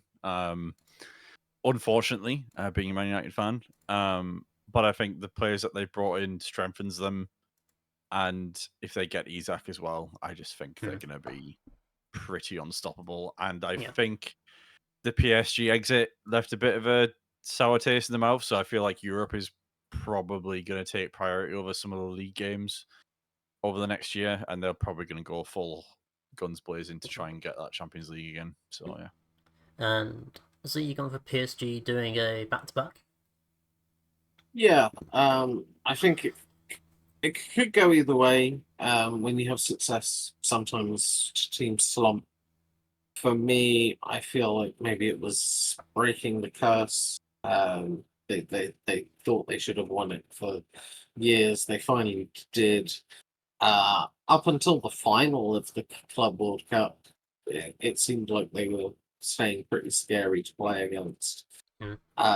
So I just, I think again, my logic was kind of, I always want to hedge my bets a little bit and play for some points. I think they'll definitely make the semis, whereas the other teams, I'm like, could go out in the quarters, could win. Yeah. So makes sense. Moving on to the Europa League, which I always find to be quite difficult to predict, just because of the not that many varied teams are in there. And as we say that, we've both have gone for two teams. Me and Grimmy, once again, have gone for the same thing. Aston Villa.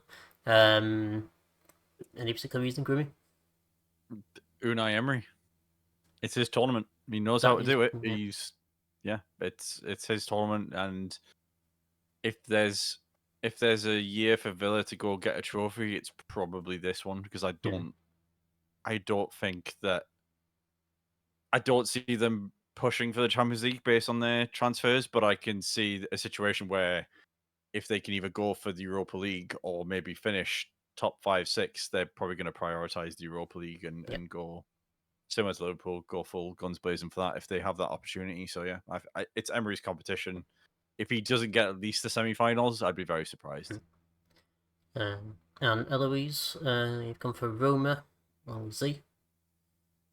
Any particular reason, or was it an odds thing again? I just very, very quickly looked at who's in the Europa League and was like, yeah, Roma do. There's not much more. They weren't third in the odds, no? I didn't look at the odds for this, but I think they probably would. They'd probably be in around there, I would imagine. Yeah. Odds to win Europe. Yeah. Like, because there's a few teams it could be. It's very much if wait, so winner, if you want to load, yeah, because the English teams are obviously a very good option, but okay, it doesn't want to give me odds, but yeah, so yeah, they probably would be in and around third if it existed. Did you consider anyone else from Roma Z, Roma or Villa? Because it's just can be a bit hard to predict, just because there's sorts of lots of teams around about the same level in this competition. Yeah, I think I was never going to put Villa because I wonder why. Birmingham fan. Mm-hmm. I considered is it Real Betis? Yep. I don't know. I considered Betis. But for me, it just felt like Roma came to life a little bit after they changed manager last season, and I just feel like Italian teams quite often seem to do well in Europa and Conference leagues. So yeah, as you makes sense. And speaking of the Conference League, well, 3 of us have pitted Fiorentina to actually win it this time, and Grimmy has gone for Palace, who presumably beat Fiorentina in the final again. Probably, yeah. Yes. I just feel the story writes itself. The injustice of them not staying in the Europa League, and it's their first European competition. They can go to a West Ham and go win it again. So yeah, I would say that Fiorentina have to be the favourites based on how strong they are in comparison to the rest of the teams in that competition. Makes sense. And Eloise, Fiorentina, is it because they've ran so close? They've got to do it one time. They've got to finally do it at some point, right? They try enough. Like they very much have been like one of the mainstays in the Conference League and one of the better teams in the Conference League's history. So, and looking at teams in it, I don't see many other options. Even Palace and so Fiorentina is definitely the favourite for sure. Yes, and similar to the Europa, but did anyone consider any teams other than Palace or Fiorentina? Because as we said, can't really see anyone particularly outstanding. Maybe TNS. They've already They been knocked make out. it TNS. They've already been knocked out. Oh, they already knocked out. Oh, I didn't know that. Considering TNS have a former Blythe Spartan central defender, I'm not gonna pin my hopes on them. To be fair, honestly, fair enough. Because I'm looking at the teams they've got here. There's a Mines maybe. I don't know. And Elect if they put in a decent run, but Strasbourg. yeah, maybe Strasbourg. They do have a couple decent players, but yeah, like there's it's open. Yeah, definitely. Yeah, I'd say it's open with two clear, almost favourites. I'd say for sure. And with that, we'll move on to the bonus predictions. Ooh. And they are. We'll start from right to left. Start with Z's. Members of the Bellingham family to score 25 goals. So. Brummy. This would be both of them to score 25 goals, or collectively? No. So collectively, the Bellingham brothers to score 25 or more goals across all competitions. I definitely think that Jude would be likely to do the Lions' share. But obviously he's had shoulder surgery and he's going to be out for at least the first 2 months of the season. So that I feel like whatever your instinct is on that, it also adds a little bit more jeopardy to it because he's going to have less time to help him. Job scored 1 in 4 in his appearances for Dortmund in the Club World Cup. But... Okay, that's fine then. Yes, I was going to say I did look up both of them. Last season they combined scored 19 goals. Albeit Bellingham had a bit of a, I don't know, he had a better first season probably than his second season in terms of goal scoring. It looks like. So this is feasible. I don't think it's particularly likely, and I think it basically depends on what Jude does really. Yeah. Do we think Jude is going to score 20 plus goals? How many did he score last season? He scored just Jude. Just Jude scored 15 in all competitions. But the season before he scored 23. So Joe would have to get 10. Yes. I think Jude would score 20. You know, considering I think Real Madrid is going to have a better season. So can Job score about 5 or at least 3? I will advocate for myself that I think Jude scoring to 20 is likely-ish in a full season. He is out for at least 2 months. Okay. Yeah. I think this is likely. Okay. Yeah. Do you think Job is going to play enough for Dortmund and get 5 goals that way? I'm not too sure. I think he'll play. Okay. I think they've brought him in and he'll get games. Whether he plays 100% of them, I don't think he will, but I still think he'll play enough to be active. If you think he's they'll probably throw him in for at least a few of the Champions League games when they're against lower opposition, and they're probably going to play him at least half of the Bundesliga games because he'll play against the lower league. I still think he'll.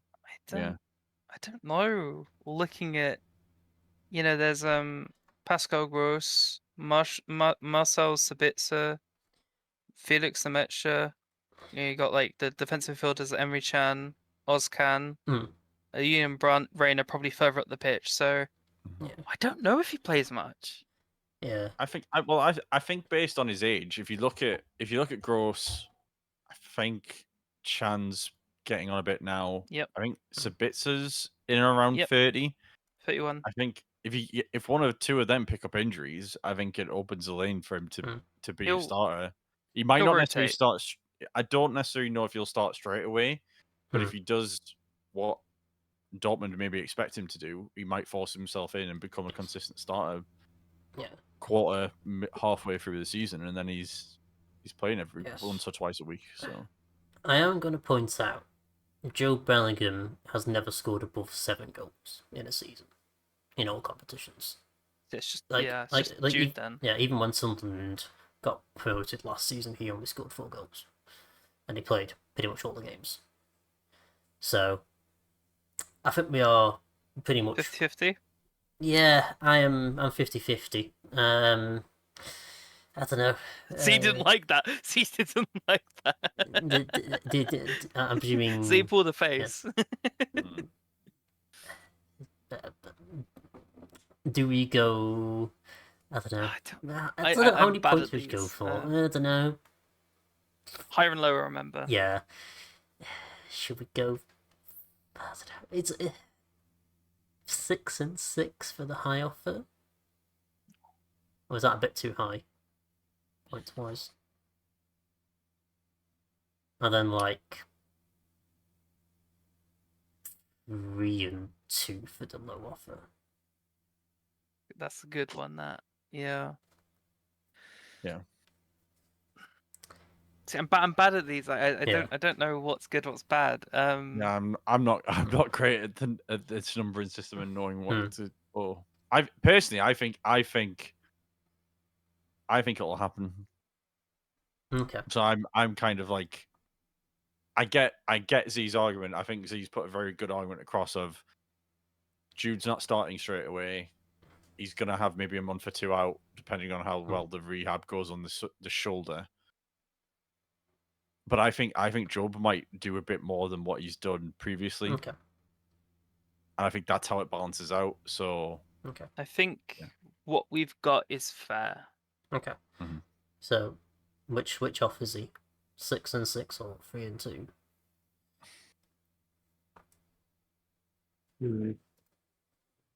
I'll be honest. I was hoping the high offer would be a little higher. Because I don't think it's that likely because Jude is out until at least middle of October.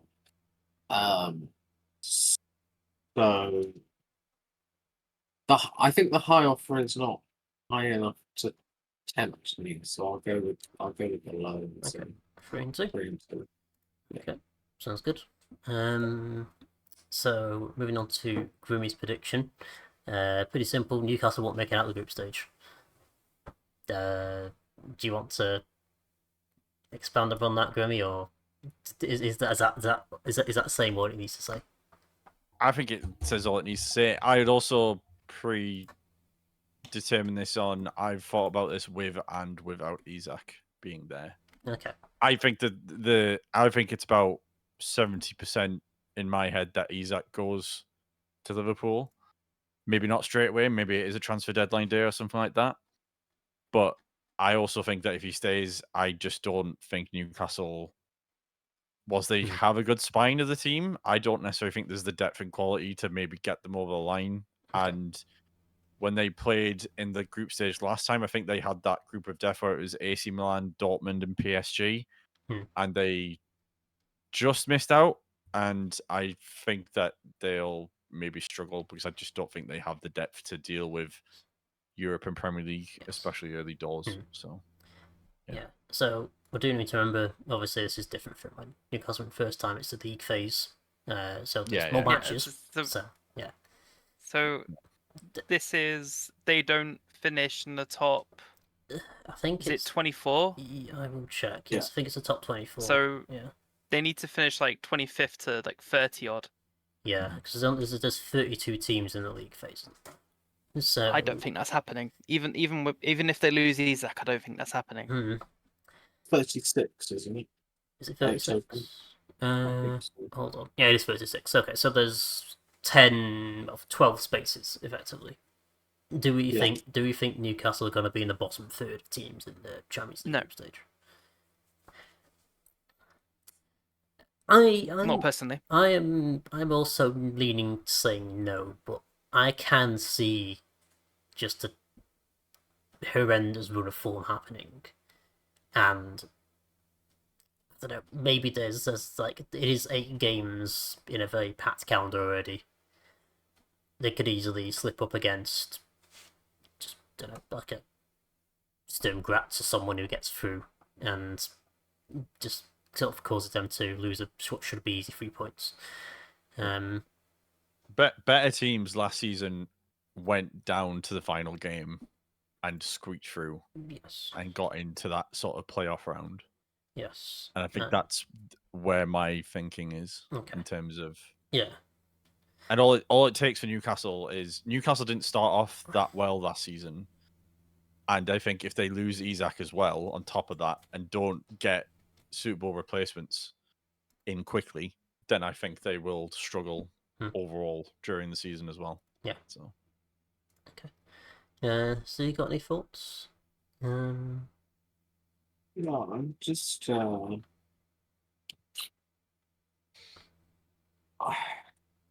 think Newcastle being in top 4, I think, is what increases the chances. I don't know that I would say it's likely.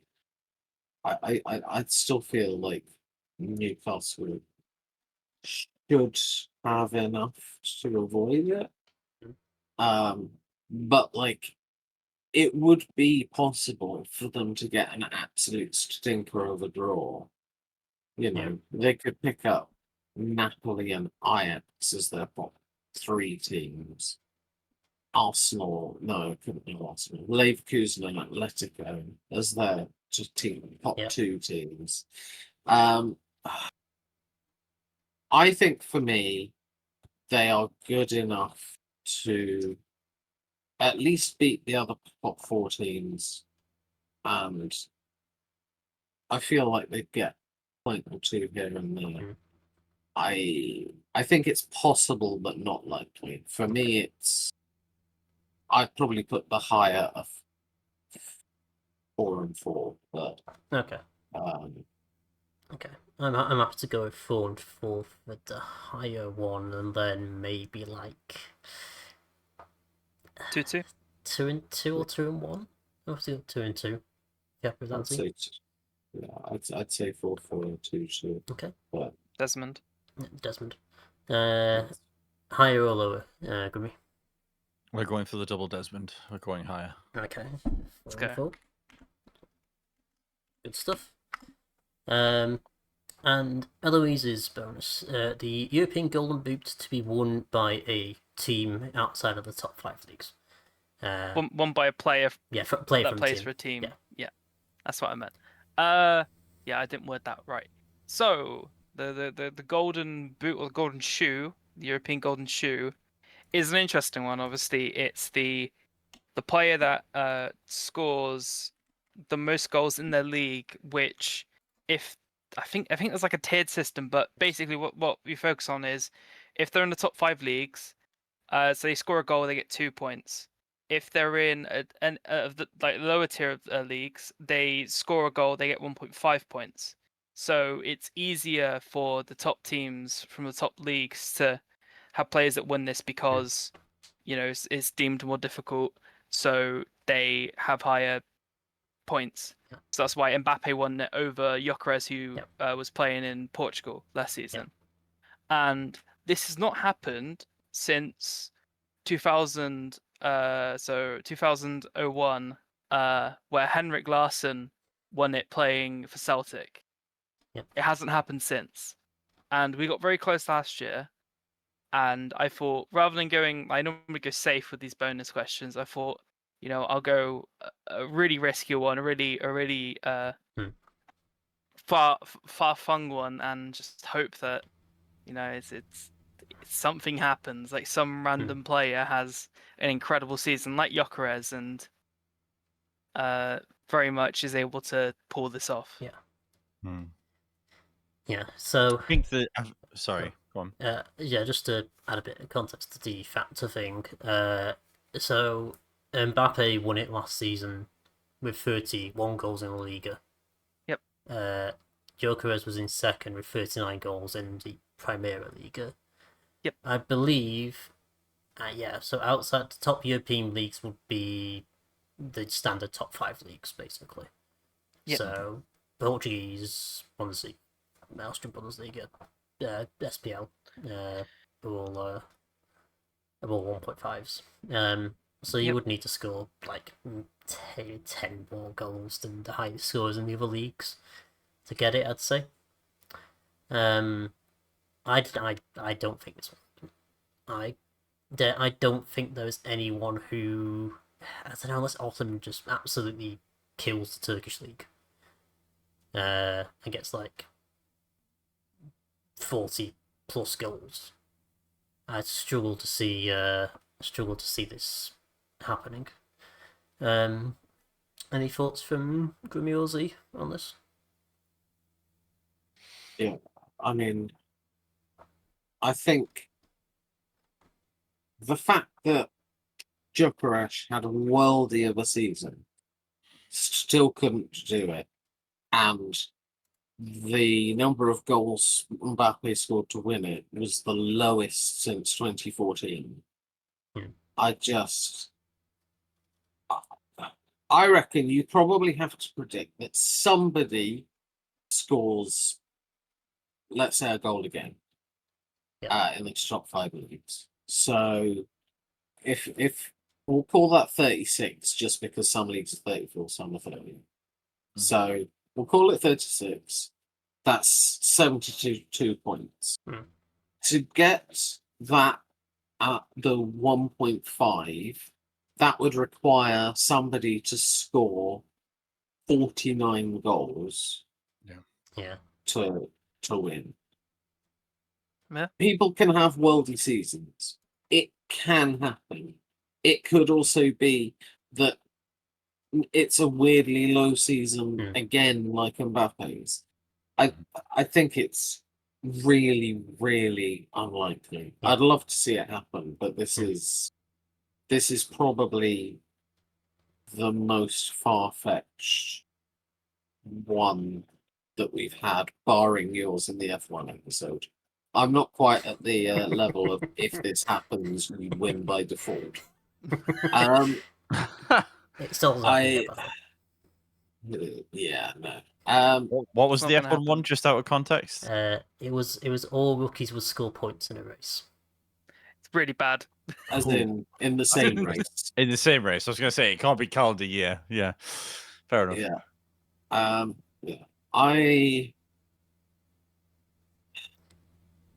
I'm like, this would be huge points for me. Yeah. Like, if it I came think off. so. This would be like 20 points for me Okay. if it came off. Should we go for like 20 and I'm trying to think of a lower, what are the sort of the negative ones, because 15 negative? Was that a bit high? I think it's a bit high. I'd probably go 20 and 20 or 12 and 10 would probably be about where I'm at. I'm happy to go with that. Are you happy to go with that, Grimmy? Yeah, I mean, I had like 20 and 17 in my head, but I'm not going to fight over 3 points. God. You know what I mean? Okay. So, I think when you look at Osman's got 26 goals last year, he's going to need to get another, 20 on top of that? Yeah, well, he'll probably need to like double it. Maybe, double it, but like, and he's the only one I can really think of off the top of my head who's going to get. He might well get over 30 next season, and I just don't think anyone's not going to be within 10 goals of him, because you've got Haaland, Isak, Mbappe, all these guys. Dembele might have another scorcher. Like, I think all these guys are going to be. I mean, Kane on his own could probably score 35 in a season. So, yeah, I just don't see it happen. So, Eloise, higher or lower? See, the problem is, like, obviously, I don't like taking risks, and this is a risk. It just kind of feels like you're taking a risk and going for something that's a long shot is almost punished heavily, and it's just do it. Look, you've done high red cards at 30 for Serie A. You can't, let's not talk about making risks here. Well, Yeah. that was just no thoughts, head empty. So what was the lower offer? 12 and 10. So I'm basically saying, if I accept this, I'm gonna lose unless this happens. That's, to be fair, this is an interesting wrinkle in that we've never had one that's so out there that I think I 10's harsh. Like, I I think know, minus 10's harsh. I get what you mean. I do get what Like, you mean. It's interesting someone going for like a really risky, like, this won't happen, but then they're punished for, you know, it's the thing we've never really like explored a little bit of how, like, because we normally do like 5 5 6 6, but then when you get up to the higher numbers, it's like 12 12. That's really rough, and No, like 12 10 that's rough still, you know, like there has to be some sort of yes. No, I think I agree with you. You are making a strong logical case that if you want people to go bigger, the penalty, Hmm. at least on the lower offer, needs to be smaller. Yeah. Should we knock it down to like 6, maybe, for getting it wrong?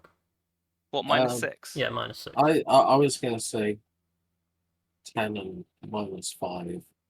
Okay. If it's wrong for the lower. I would be happy Because with that. I think Eloise makes a big point. If we want people to be big, they need to be helped out a little bit. Is that the offer? That is a low offer, yes. The high offer is still low if you want to go big balls. That's the I'm going for lower offer.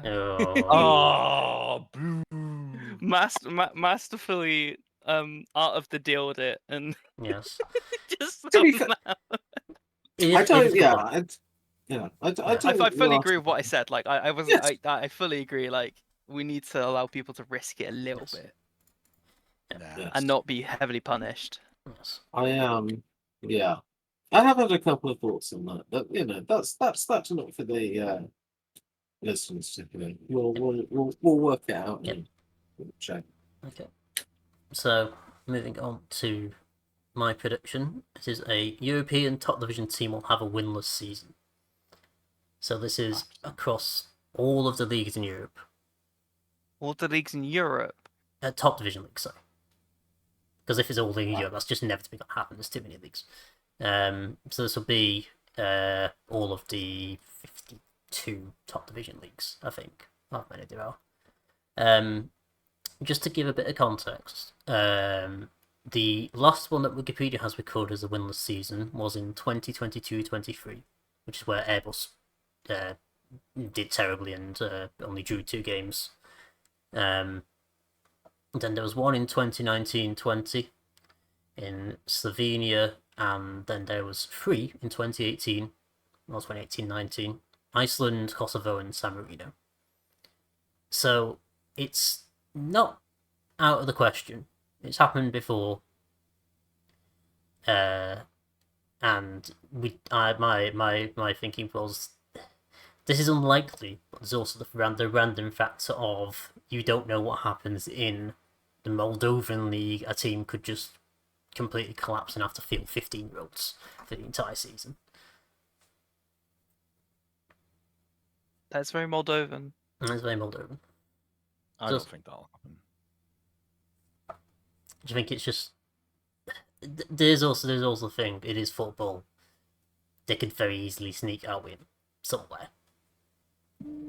Yeah, they weren't. Yeah, they I weren't just feel fully... like across this entire season, like how I know you were saying about that team in 22-23, but that was obviously like 2 draws and losing all the other games is like a once in a sort of. I just don't feel like that's likely, personally. Yeah. So yeah, it's not. I think it's weirdly more likely than we think, but also not very likely. It just depends on whether we think it depends on my thinking is whether the amount of leagues and guff would sort of outweigh the unlikeliness. Yeah. No, I get what you mean, because again, it's 52 leagues, and that obviously increases the chance quite a lot. But yeah, I've been looking at it this millennium, so in the last 25 years, there have been 7 instances of it. So that suggests that it is less likely than likely. I don't know. It's a really hard one to judge. My inclination is that it is based on our current scoring system. It is less likely than 50-50. But I wouldn't say that you could go a huge deal away from that. Like I think my inclination is maybe 7 and 7, and Okay. then Yeah. 7 and 7. And it's not quite Four and hasn't three. happened to the 2001 Henrik Larsson levels of. yeah, Nope. yeah. I think it's the sort of thing that will probably happen, like once every couple of years, because it does look to have got more prevalent in very recent years. So Yeah. I'm at a tentative 7 and 7. I think that's where I'm at. Low offer probably.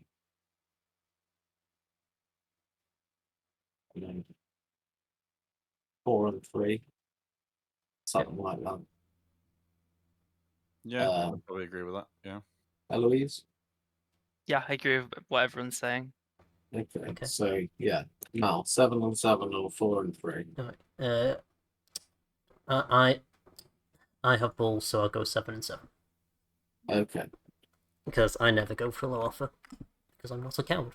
To be fair, that did lose me like the last predictions, I think. Yeah, who has the most wins in this? That is true. Yes. So yeah, but one day it'll pull off. One day, maybe. Has to bring it up every time. One day I'm gonna lose it probably. So I got to use it up until somehow I get surpassed. She's like a Man U fan. Has to tell everybody what they won in the past. Oh, why that's a direct attack on me, like, but you know. Yeah, poor Grimmy. And with that, I think we will leave it there. Thank you all for listening and watching. Go and follow us all on the socials, etc. Go and follow Bad Psychics on the socials. Do whatever. Go follow, subscribe to the YouTube channel. Leave a comment moaning at Z for stuff if you want to. And remember, be bad mystics. Oh. Every single time. Every time. Do you want me to do it for you again? So it's be bad. Don't be bad mystics, not bad. No. Be big mystics. It's like be big mystics, not big mistakes. There we go. Hey. Got there eventually. Jesus Christ. Bye.